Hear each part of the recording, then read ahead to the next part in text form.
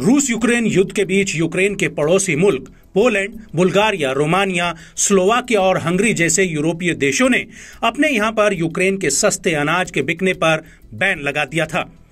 इसके बाद यूक्रेनी राष्ट्रपति वोलोदिमीर ज़ेलेंस्की ने यह मुद्दा संयुक्त राष्ट्र तक में उठाया था, जिसकी वजह से इन देशों की यूक्रेन के साथ तनातनी और बढ़ गई थी।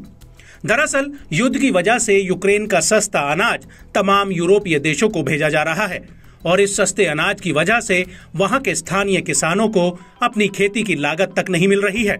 आलम यह है कि अब पूरे यूरोप में इसको लेकर एक बड़ा बवंडर खड़ा हो गया है। हाल ही में बेल्जियम में यूरोपियन यूनियन की संसद के बाहर किसानों ने जमकर बवाल काटा था।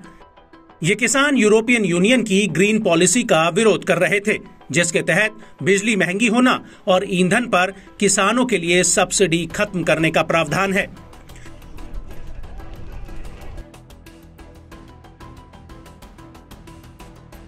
लेकिन अब ऐसा लग रहा है कि यूक्रेन के पड़ोसी देश पोलैंड के किसानों ने यूक्रेन के सस्ते अनाज को लेकर आर पार की लड़ाई छेड़ दी है और इन किसानों ने यूक्रेन के लिए गोला बारूद लेकर जा रहे ट्रकों के आगे अपने ट्रैक्टर ट्रॉलियां खड़े कर दिए हैं। इसकी वजह से यूक्रेन को पोलैंड के रास्ते मिलिट्री सहायता नहीं पहुंच पा रही है और ये बात हम नहीं कह रहे, बल्कि यूक्रेनी एक्टिविस्ट कह रहे हैं।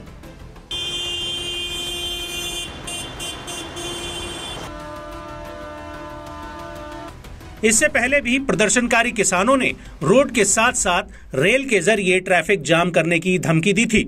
इसको लेकर यूक्रेनी वॉलंटियर नजर स्माइक, जो खुद को यूक्रेनी सेना के लिए उपकरण और वाहन खरीदने वाला बताता है, उसने अपने ट्विटर हैंडल पर शिकायत करते हुए लिखा कि अवरोध की वजह से सैन्य उपकरणों से लदे ट्रक बॉर्डर पर पिछले 3 दिनों से लाइन में खड़े हैं।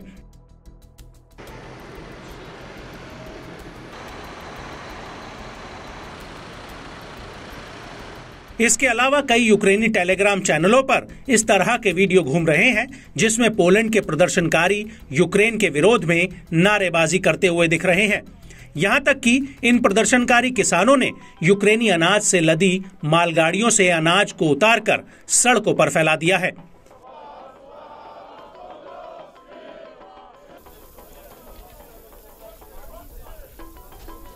लेकिन यूक्रेन के सस्ते अनाज के अलावा भी कई ऐसी वजह हैं जिससे पोलैंड के किसानों पर आफत आ पड़ी है। इसमें सबसे पहली वजह यह है कि यूरोपियन यूनियन ने यूक्रेन के माल ढुलाई करने वाले ट्रकों पर परमिट सिस्टम से छूट दे दी थी, जिसकी वजह से पोलैंड के किसान अक्टूबर 2023 से इस फैसले के खिलाफ विरोध कर रहे हैं। पोलैंड के एक्टिविस्ट का मानना है कि यूरोपियन यूनियन के इस फैसले से मार्केट अनुचित प्रतिस्पर्धा में गया है और कृषि उत्पादों के दामों में गिरावट आई है।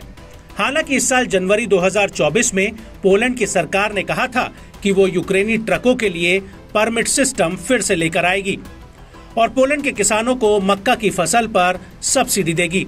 लेकिन उससे पहले ही इस महीने की शुरुआत में यूरोपियन यूनियन ने यूक्रेन और मोल्दोवा से आने वाले कृषि उत्पाद और अनाज पर कस्टम ड्यूटी को साल 2025 तक के लिए हटा दिया है, जिसकी वजह से पोलैंड के किसान और भड़क गए हैं।